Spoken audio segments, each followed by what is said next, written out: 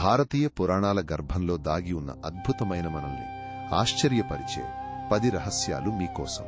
వాయుదేవుడు ఒకసారి అగ్నిదేవుణ్ణి అగౌరవపరచగా కోపించిన అగ్నిదేవుడు వాయువు శక్తిని తగ్గించే శాపమిచ్చాడని కొన్ని అరుదైన పురాణాలు చెబుతాయి. శుక్రాచార్యుడి తల్లి పూర్వజన్మలో శివుడికి గొప్ప భక్తురాలని కాని ఒక శాపం కారణంగా ఆమె అసురుల తల్లిగా జన్మించిందని తక్కువ మందికి తెలుసు. కుబేరుడు తన సంపద రాజ్యాన్ని రావణుడికి కోల్పోకముందే శివుడిని ధిక్కరించి శాపగ్రస్తుడయ్యాడని, అదే రావణుడికి విజయం చేకూర్చిందని కొన్ని కథలు వివరిస్తాయి. సముద్రుడు తన నీటిలో అమృతం వంటి స్వచ్ఛతను, ఔషధ గుణాలను పొందడానికి శివుడిని కఠోరంగా పూజించాడని ఒక అరుదైన పురాణ గాథ. ద్రౌపది పూర్వజన్మ లోనలాయణి అనే ఋషి కుమార్తె అని 5 భర్తలను కోరినందుకు శివుడు ఆమెకు మహాభారతంలో 5 పాండవులను ప్రసాదించాడని చెబుతారు.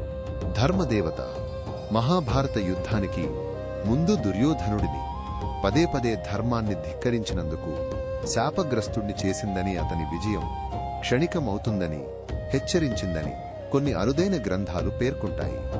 అర్జునుడికి చిత్రగంధ ద్వారా బభ్రువాహనుడు ఉన్నాడని తెలుసుకాని అరణ్యవాస సమయంలో ఒక అప్సరస ద్వారాయరావాననే మరొక పుత్రుడు జన్మించి యుద్ధంలో ప్రాణత్యాగం చేశాడని చాలా మందికి తెలియదు.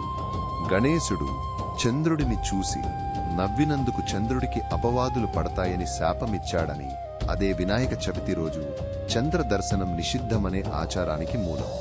నలకు బలుడు మణిగ్రీవుడు అనే కుబేరుడి కుమారులు తమ గర్వం కారణంగా నారదుడి శాపంతో చెట్లుగా మారారని శ్రీకృష్ణుడి స్పర్శతోనే శాప విముక్తి పొందారని భాగవతం చెబుతుంది.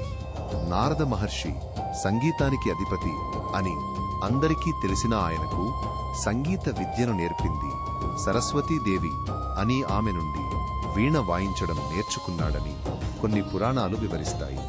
ఈ రహస్యాలు లోకంలోని ఒక అద్భుతమైన దేవాలయ గోడల వెనుక దాగి ఉన్న అత్యంత ప్రాచీన అరుదైన చిత్రాల వలె వాటిని మనం శ్రద్ధగా పరిశీలిస్తేనే అసలు సౌందర్యం దర్శనమిస్తుంది.